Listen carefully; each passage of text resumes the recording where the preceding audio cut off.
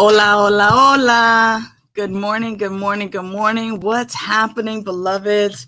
And welcome to A Spiritual Remedy. My name is Sunshine Day, and what a joy it is to greet you. I am your spiritual living coach, and I see a world where clean and sober people are living their best life and loving it. And so what I get an opportunity to do is to provide spiritual tools and loving support for your personal transformation.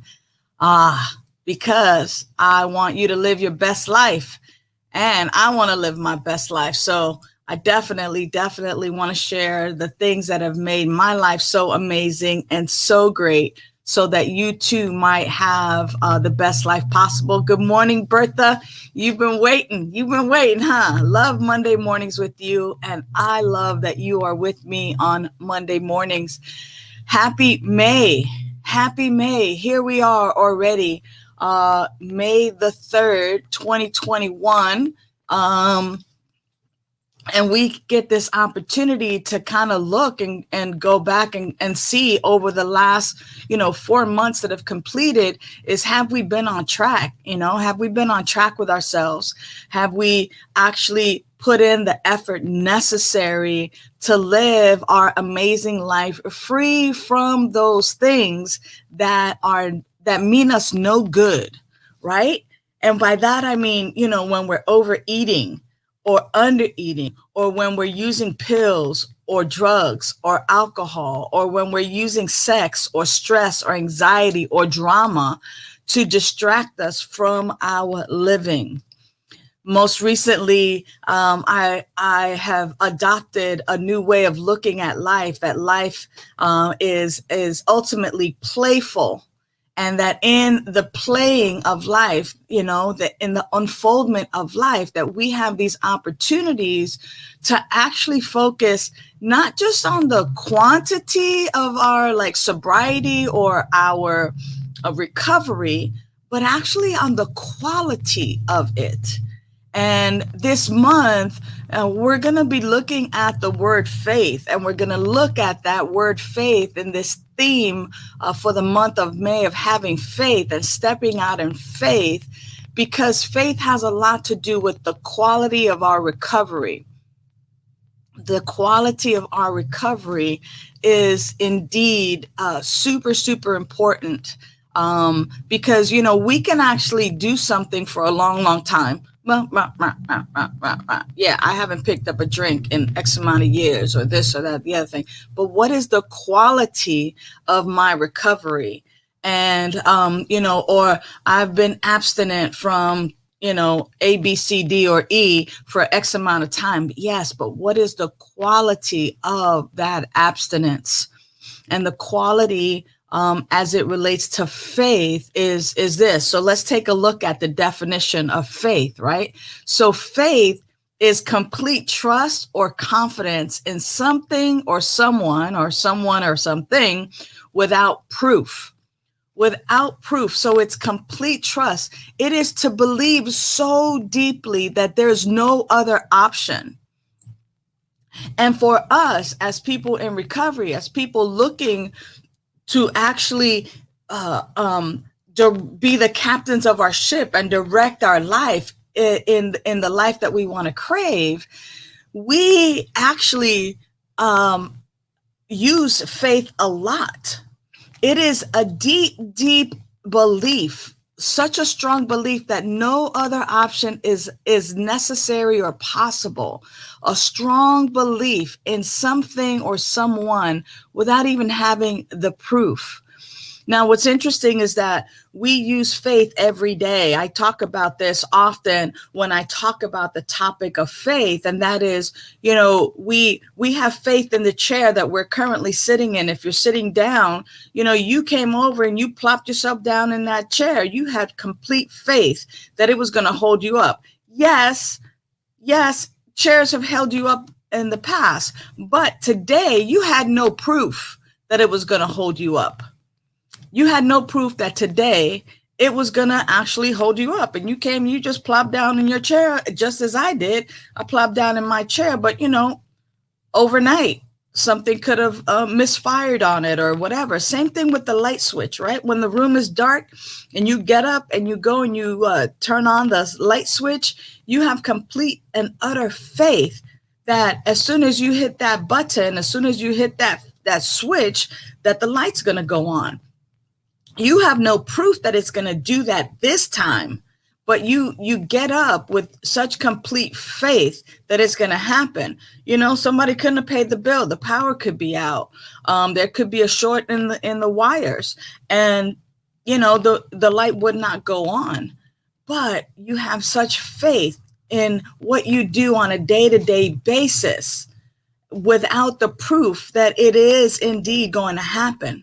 And so how are you using faith in terms of the quality of your recovery? How are you using faith on a daily basis to actually move forward in your recovery? And how do you use it in a way that's powerful and meaningful? Now, in my years of counseling, I have sat before many people who said, "Oh, Sunshine, I don't know. I've lost my faith. I've lost my faith. I mean, I used to have such strong faith, and I've lost my faith. And if I lost my faith in my higher power, or I lost my faith in God, or if someone tells you that someone's been cheating on you, do you lose your faith in your partner and your significant other? Do you lose faith in yourself?" And I'm wondering, if you've ever used that term, if you've ever felt that way, what do you think you might have lost faith in? Because I want to give you, and then also for people who have been on this road of recovery, you may have relapsed, you may have, picked up food again, or pills, or fix, or a drink, or not been abstinent. Good morning, D-Train. Love that you're here this morning. And so many people actually lose faith in themselves. They lose faith in themselves. And they say that. But I want to offer this. What if you actually never lose faith? What if your faith is still 100% there? Now go with me for a moment. When something comes and shakes your world or rocks your world, all of a sudden you have doubt.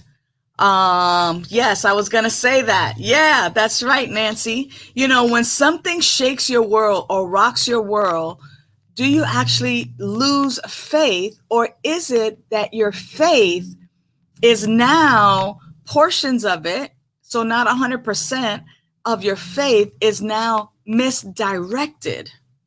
Whoa.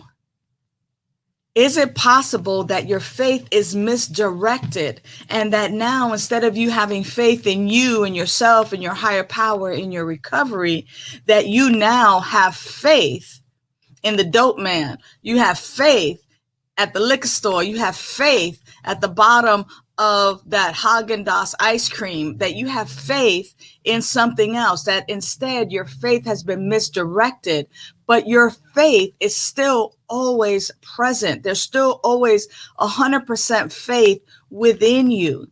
You do not actually lose your faith. It doesn't get lost. It's just been misplaced, misdirected.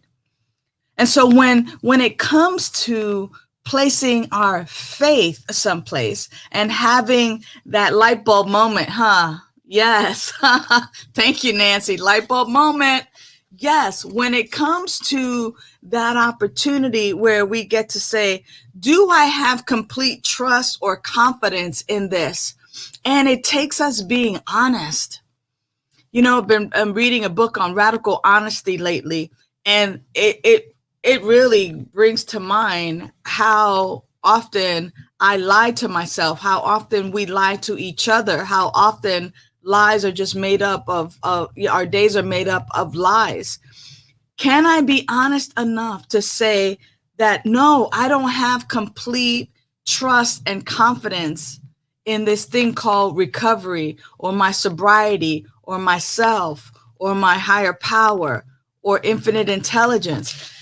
The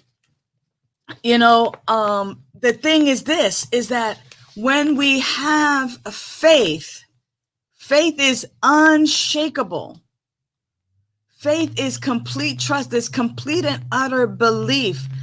Patty, my heart goes out to you. And I have complete faith right now that your daughter, that she's on her way to treatment right now.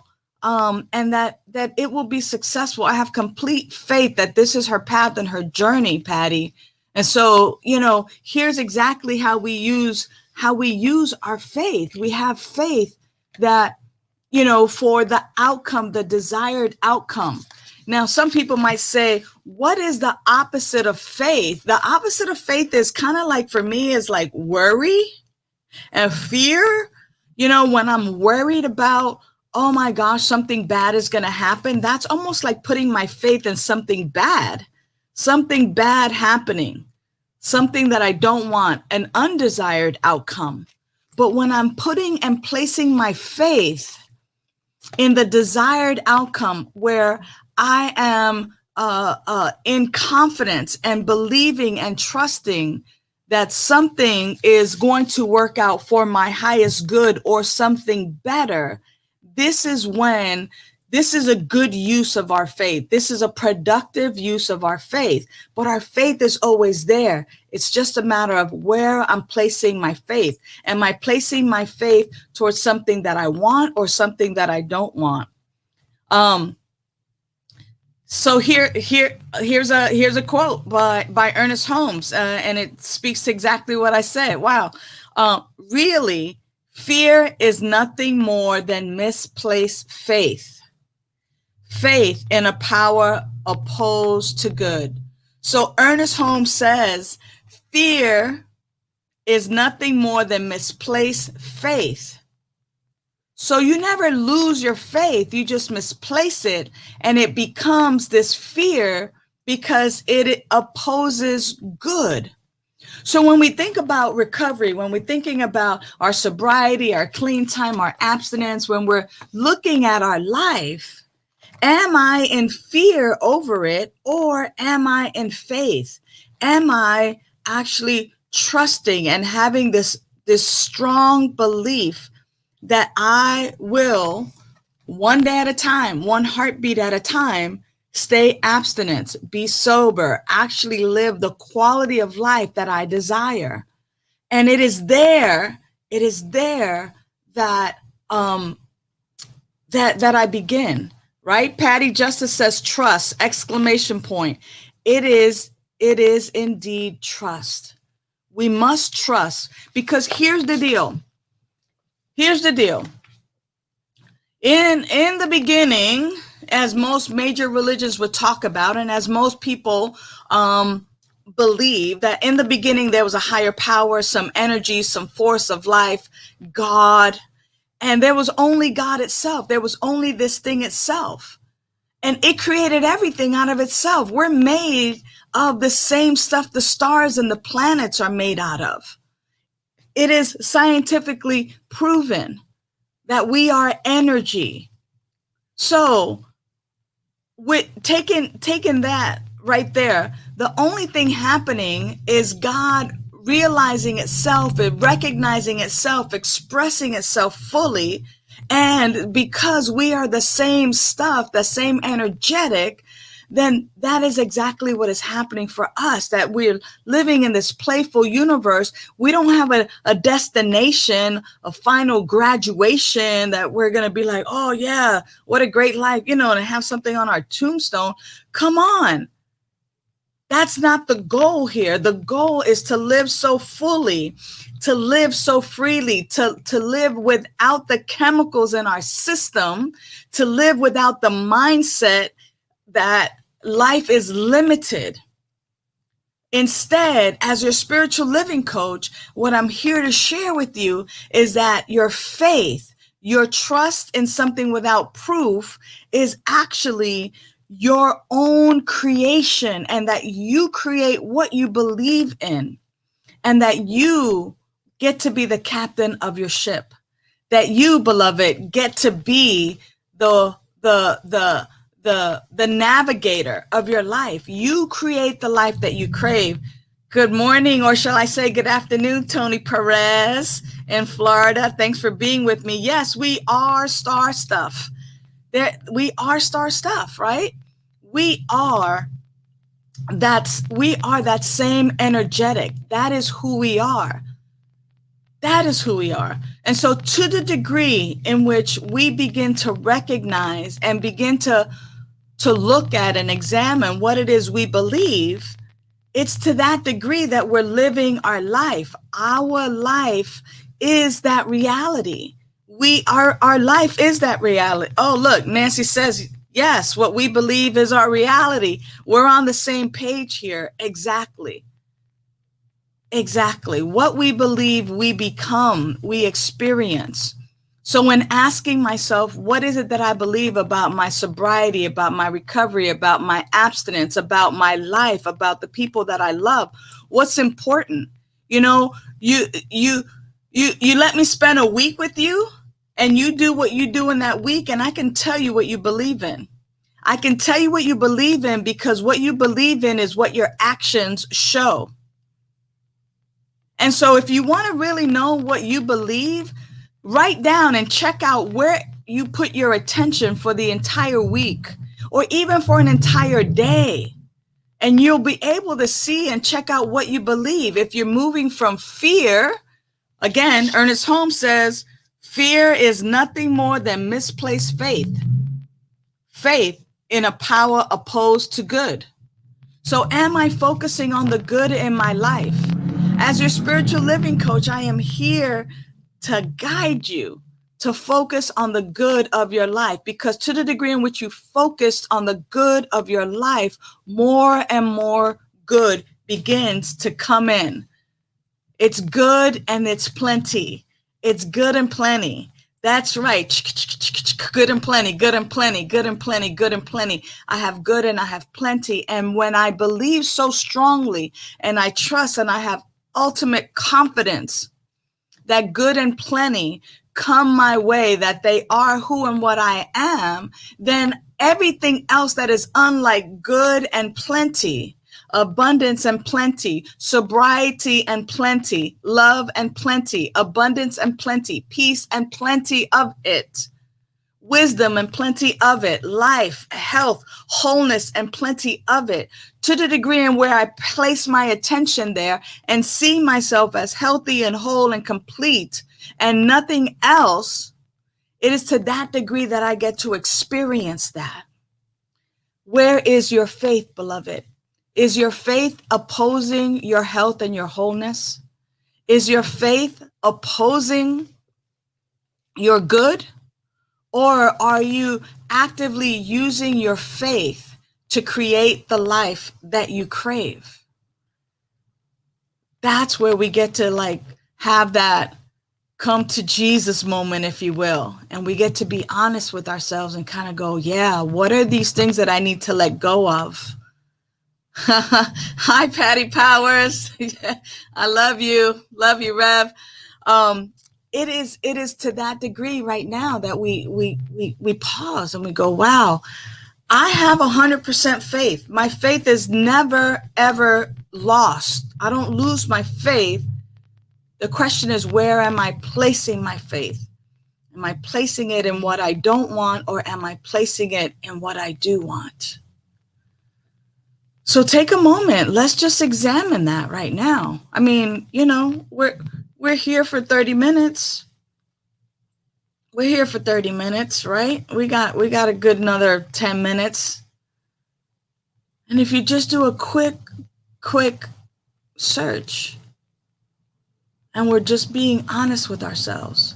Am I believing that my solution is in the drugs, the alcohol, the pills, the pot, the food, the sex, the anxiety, the stress, and even the money? What percentage of my faith am I putting in that? How many times are people constantly saying, oh yeah, if I only had $1 million, and they think that money is the solution to their problems, right?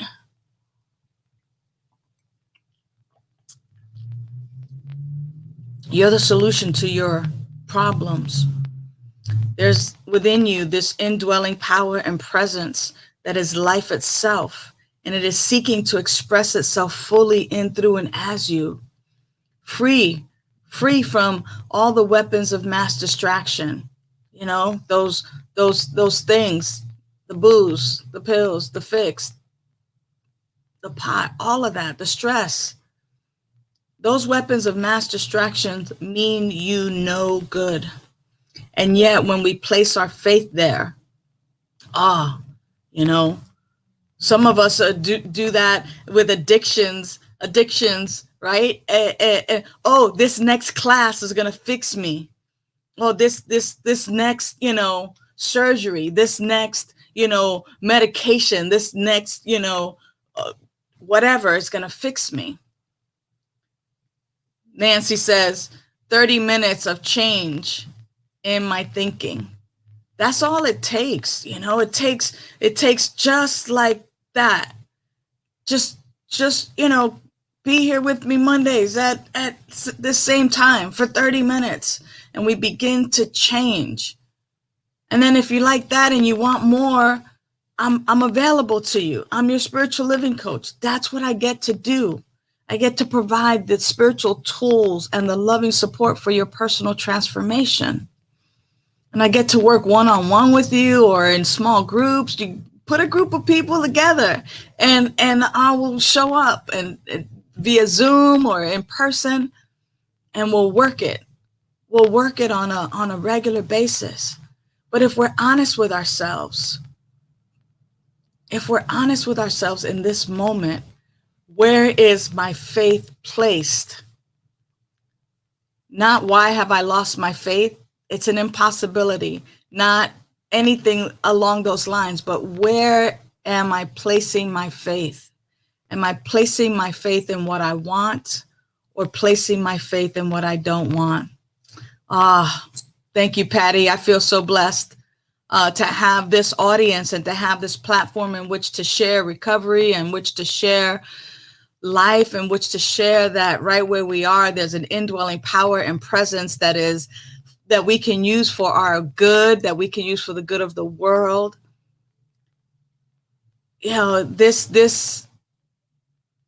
These ideas and these thoughts are not original to me. And yet, when I discover them, when I discover how I can use these spiritual tools and principles, my life changes. That's right, Bertha. Food is not your comfort. God is your comfort. The indwelling power and presence is your comfort. Putting faith in that indwelling power and presence right where you are, that's where you find comfort. And then you get to make amazing food choices that say, I love my body. I love my God. I love my life. That's exactly it. And that we don't get to put in our bodies in these temples. Imagine that God dwells within, because it's true. We have life, and life is God.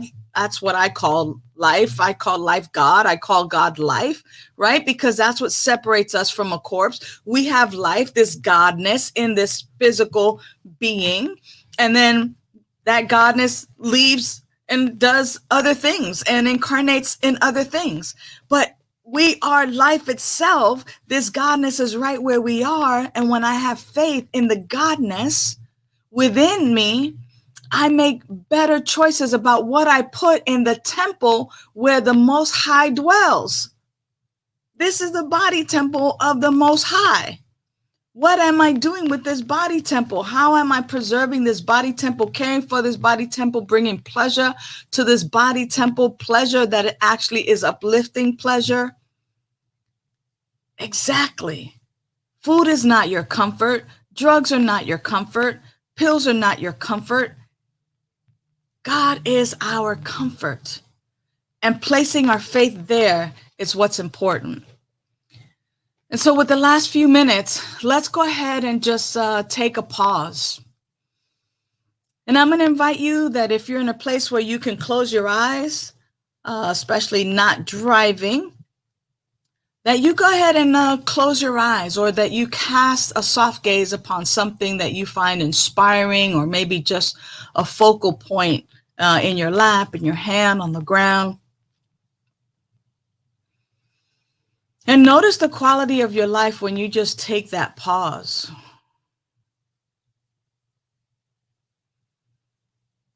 And when you take that pause and you begin to breathe normally and naturally,